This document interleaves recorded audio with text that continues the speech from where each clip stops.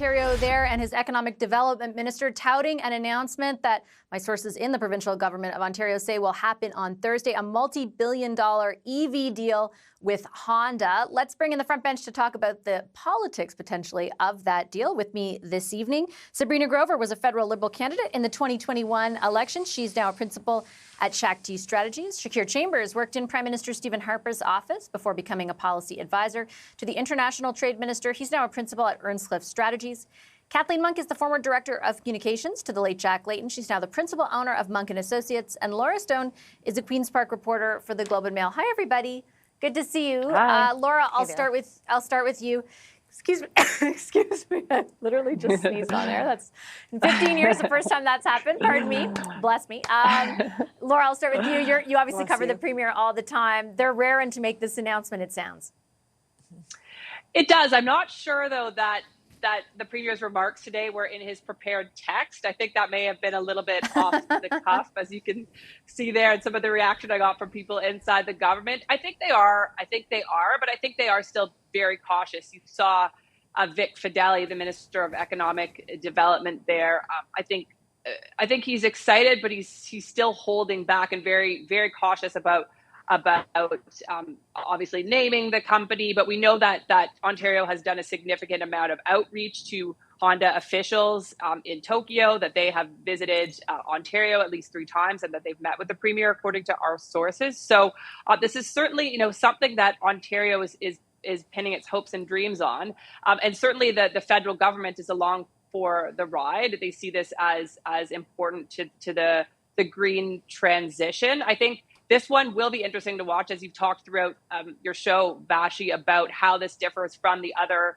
big deals we've seen with automakers, Volkswagen and Stellantis, and the production subsidies versus the investment tax credit. So everyone's looking for the specific numbers, right? How much, if anything, is the government putting up front?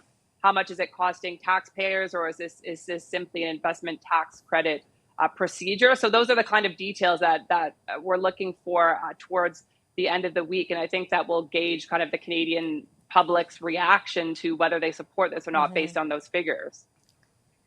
Yeah, Shakir, when I heard the Premier say, double Volkswagen, I was like, so $26 billion of taxpayer money? Like, that's the first thought I had. And those investments, I understand the argument that's being made for them, but they have proven to kind of warrant or generate a lot of scrutiny. We had Flavio Volpe and David Adams on a little bit earlier on the show, and they both thought that this would not be like that it would be, as Laura alluded to, more of the tax credits that we've seen even as recently as introduced in the latest budget that would prove to kind of be the thing that lures them. If that's the case, that feels to me much more politically sellable than the alternative, another, $15 billion investment. Yeah, I think if it's not just this kind of direct large corporate subsidy, it's easier to kind of get the public on side. But I think when we talk about the investment tax credits, that's the federal component, right? In Budget 2024, we saw those measures.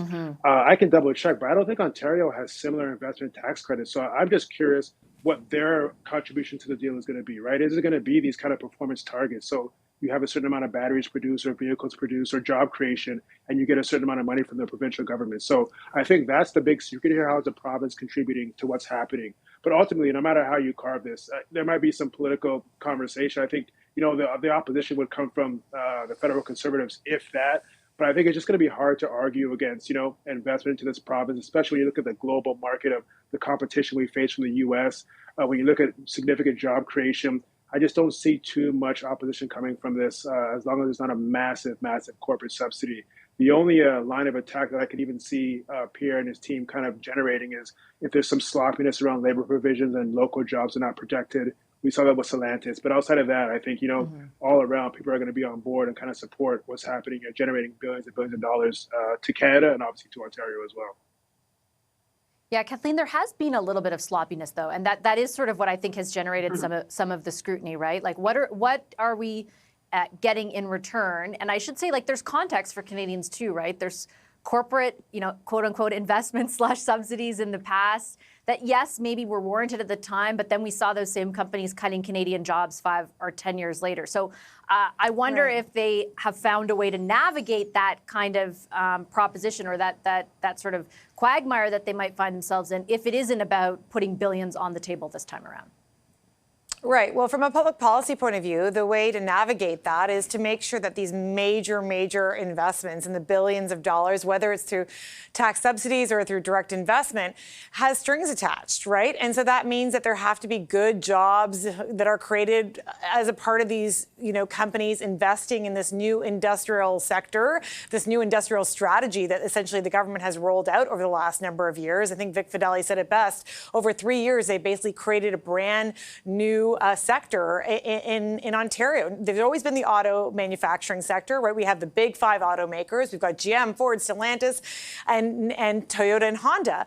And now with the announcement of Honda today, 4 out of those 5 have EV strategies, EV battery plant strategies, EV hub strategies in the province of Ontario. And that's really significant. But with all this investment, you've got to make sure that there are those strings attached. And that means there needs to be the respect of workers' rights to unionize, to create those good family supporting jobs, right, that create the kind of communities that people want to live in, right? So I think that's going to be essential. It will be essential to see, certainly, as Laura said earlier, the devil's in the details, not only on the dollar figures, but on what strings will be attached, I think, going forward. And so we can kind of make sure that this brand new kind of sector in our economy continues to grow.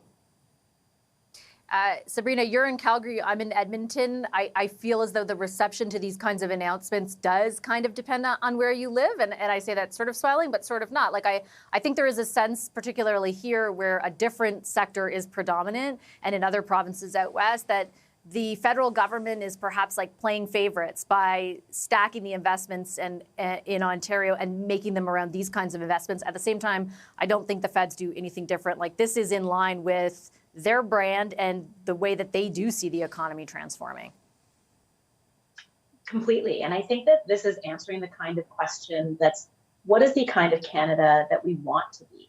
And we're not just going to be a Canada that, makes batteries or puts batteries together. We also want to be the kind of Canada that where that innovation can thrive and where the next new battery is being made. And when you talk about, where these investments are being made across the country and whether or not that's, Ontario, Quebec, or Alberta, one of the things is that you need a willing provincial government and you need a willing provincial voice to welcome those investments. And for a long time, we've had massive federal investments in innovating in oil and gas, and we have seen a lot of those come to fruition, and things like pathways. There's a lot of things that have been innovative. But when it comes to the low carbon economy, Danielle Smith has said no, right? She paused the investment on renewables in this province back in 2023. She's taken that pause even further to certain bans on solar and wind, consistently blamed solar and wind for natural gas plants going down. And so I think that, it's fine for these investments to be made in those places where the reception is welcomed. And it looks like Doug Ford is thrilled about this investment. And I think that will come to, their own backyard, where constituents in Alberta are going to start to say, where are our investments and why is the province putting up blockades? Maybe the only caveat I'd add to that, Shakir, is that there was the big Dow investment here in Alberta along the same lines. But to Sabrina's kind of political point there, I mean, Doug Ford and Justin Trudeau have been BFFs now for a while. The friendship seemed to be fraying a bit over the carbon tax, but on issues like this, I would imagine they still both see it in their own political self-interest to get along.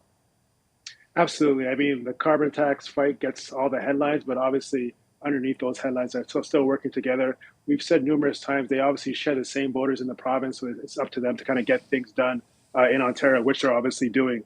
The other thing I would just say very quickly about Alberta, I mean, I understand there might be some animosity from Trudeau towards oil and gas, but listen, Danielle Smith is still moving forward on certain initiatives. Hydrogen has received some investment in that province. I know a company specific, Nikola Motors, has invested in Alberta to produce hydrogen and build hydrogen stations. It's a newer technology, so it's probably not going to get this massive Ford or Toyota or Hyundai kind of investment right now, but they're still moving forward in that direction. So I don't think it's okay to just kind of poo-poo Danielle Smith and say she doesn't support this kind of renewable, these kind of cleaner fuels. It's just the fuels that she's kind of focusing on are not EVs. I don't think Alberta has the infrastructure or the weather to support that kind of technology and investment, but they're still doing things that are going towards a cleaner Canada, right? So I think we need to make sure we recognize and acknowledge that as well. Yeah, I mean, I would say the differences, Laura, are around, for example, the fact that in her budget, I think the Premier of Alberta introduced an extra tax for people who buy EVs. And her focus, like Shakir said, isn't, I mean, she paused renewables, then changed the rules around it, but hydrogen is certainly the focus for the Premier. I think that's fair to say. It does differ from Doug Ford, who sees, I guess, the future economy of Ontario in the same way that Justin Trudeau does. Yeah, I mean, I think this kind of meets this ticks all of Doug Ford's boxes. You know, it contributes to manufacturing the province, which he loves. It still involves cars and driving, which we know he loves, and highways. But you know, it's sort of part and parcel of this government's environmental plan as well, right? They can point to this as being their contribution to fighting climate change. Well, we know that they've held back on a lot of other measures that environmentalists and others would like to see the province go ahead with, including scrapping the cap and trade system, and that is why Ontario has a carbon tax. So I think, you know, this is in line with Doug Ford's ethos. I think, just like Shakir said, he'll work with Justin Trudeau when it's in his interest, and vice versa, and they'll get along when they need to, and they'll fight when they need to. We've seen the Prime Minister picking fights with the provinces on the new housing plan as well.